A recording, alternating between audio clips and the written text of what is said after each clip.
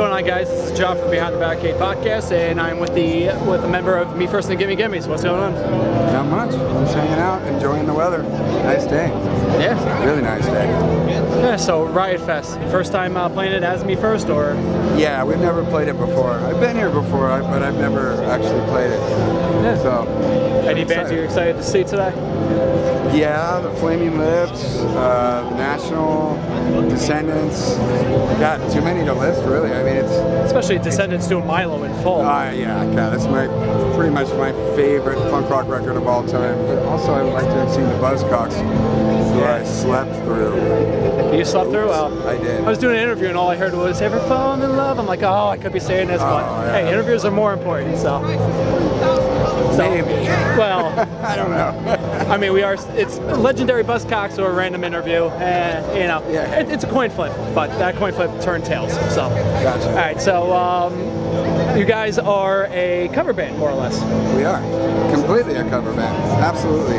So, for people unfamiliar with Me First, what kind of songs do you cover? All kinds of songs. I mean, mostly pop music. We've done various themed records. We've done genres, and we've done, certain eras of music. We did a 60s record, a 70s record.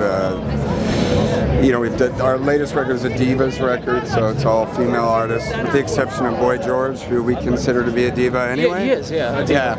And we've done. Anyway, yeah. Just curious, which Boy George song? We did Karma Chameleon.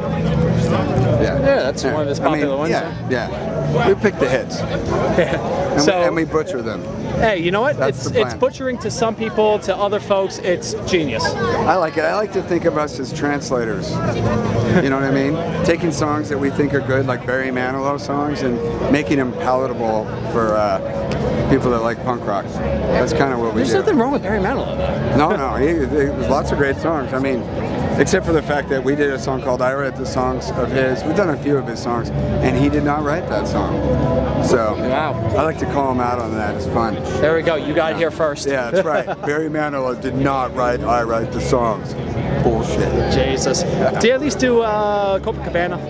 We did not choose to do that song. I think anytime we cover somebody, we try a whole bunch of songs, and there's just some work and some don't. Yeah. So the whole band is consisted of you, Fat Mike, and a few others I can't think of off the top of my head. You want to just go through the? Yeah. It's so it's myself, Joey Cape, Fat Mike, Spike Slauson right there in the yellow shirt, and a guy named Dave Ron, Dave and I are in another band called Lagwagon, and then Chris Shiflett from Foo Fighters, but he rarely tours with us because he's got such a fat schedule. So yeah, I mean, I think the Foo Fighters are doing a little more. He's always busy. He comes sometimes, but his older brother Scott Shiflett, who we've all known forever, plays him Face to Face. Yeah. He usually tours as our sub guitar player, and he's been doing it for so long. I kind of consider him to be more of a band member now than Chris. Yeah, well. They're both in the band, honorary gimmies. Sometimes I don't go and they take someone else. I mean, that's a great thing about it. So it's like a revolving door of random but famous, It has been. Members. We had Warren from the Vandals for a long time. We had Brian Baker, from Bad Religion and Minor Threat. And, it's kind of fun for me. Like, I'm the rhythm guy, so usually the revolving door is on the lead guitar side of stage. So I just get to hang out with different people that come. Lately, Jay Bentley from Bad Religion's been playing bass with us when Mike can't go, and so it's really a good time. Yeah.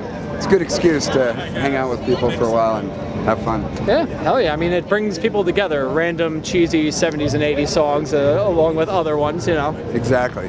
Yeah. So how do you pick the songs that you want to cover? Is there like a whole consensus, or is it like a majority rules type of thing, or? No, it's a consensus for sure. There's usually a few of us that bring a long list, fitting the genre or theme to the table, and then, most of it is trial and error, but there's certain songs that some people in the band will just say, I hate that song, I don't want to do it, so that's off the list right away. But we generally start with 100 to 200 songs. Wow. There's so many good songs that are written if you pick a decade, or you pick country as the theme. So it's kind of it's still a short process because the motto in the band is basically no work. There's no work ethic. It's the opposite. All of us have serious bands that try. Yeah. So in this band it's kind of less effort, more notes, not necessarily the right notes. And there's not really, you know, the songs have already been written. You just have to transpose them into like punk rock type of deal. Yeah, and some songs work. Sometimes signatures work, and sometimes they don't work. It's literally like 30 seconds of playing a song, and we know, yeah, this one's good. Nah, this one's no good. Yeah. It's pretty easy. It's always hit or miss, you know, with songs. Fun. Especially in, you know, your band Lagwagon. I'm sure there's a ton of songs like you created that, you know, didn't really go well with others, you know, or did everything you want. There's certainly a lot more work when you're in a band creating original material. I mean, everyone in the band, it's a democracy. Everybody's got to be happy. There has to be a consensus. There has to be a chemistry. So writing for a band is, you know, an entirely different thing. But that's what makes it so fun. I mean, you know, it's kind of like a holiday from the rest of the stuff. It's a nice relaxed break of, you know, just hanging out with your buds, probably drinking a few beers, playing some random songs, fast, hard. Kind of makes sense, kind of doesn't, but in the end, who cares? It's just, you know, you and your buds. I mean, people seem to like it for some reason. I'm still kind of shocked by it. Like every time. Because it's new, you know, like no one else really does that. I mean, you have I don't know if you're aware of it, but the Punkos pop categories. They take random scene bands like Take It Back Sunday, the Used over there, and they cover modern songs. Right. And there's a whole album of this, and they come out like once every it seems like 6 months. I mean, there's always been tribute albums, man. There's always been like punk rock cover tribute albums. They've been around for longer than we have, to be honest. And you know, our bands have done things like that. You know, there's like nods to like television themes and things like that. So I think we just started the band because we all lived in San Francisco, and we just wanted to have a band that wasn't playing like all ages shows, that just did kind of bars for our friends. Yeah. And we all were there already, so it was just an idea for fun. And then we made some 7 inches and they did well, and then we made a record and it did better than my band did, and it was kind of like, okay. Wait a second, I think we have something here. What the hell? I don't know why, but somehow it works. But yeah, it's fun. So, sounds good. You guys are playing tonight, or did you play already? I'm sorry. No, we play at 5. Oh, you play at 5? Yeah. All right. What stage? Rebel stage. Rebel. Okay, so you guys been around the grounds recently. You know, I say this in every interview, but the rock stage is almost impossible to get to. Yeah, I mean, I just got here, and I know they changed the layout a little bit since the last time I was here, which was years ago.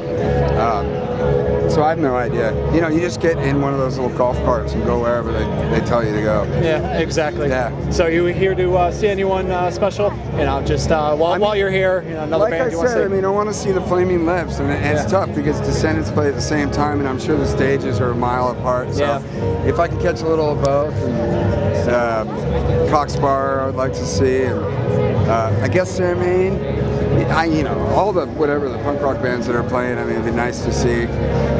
But I do maybe want to see a little bit of the National, because I've never seen them and I like them. Yeah. And I love the Flaming Lips. I mean, that band just always puts on a great show. Yeah, that's why I hear. I still haven't seen them live. Yeah, they're amazing. Really. They're a good festival band, you know what I mean? That's what I hear. I heard it's just a gigantic party. Wayne goes nuts on stage, you know. Yeah, they always have lots of props and extra people and furry suits, that kind of stuff. Yeah, it's pretty great. Definitely got to check them out. All right, so I'm out of questions. Anything you'd like to promote? The new album? Nah, I mean, well, Lagwagon has an album coming out on October 28th, and it's our first full length in 9 years. I guess I should mention. Yeah, that's a big deal. Yeah. Yeah. Definitely. What's the title of that album? It's called Hang. Hey? Hang. Hang. Okay. No, H-A-N-G. Hang. Yes. I got it. Yeah. Yeah. All right. So awesome. Thank you.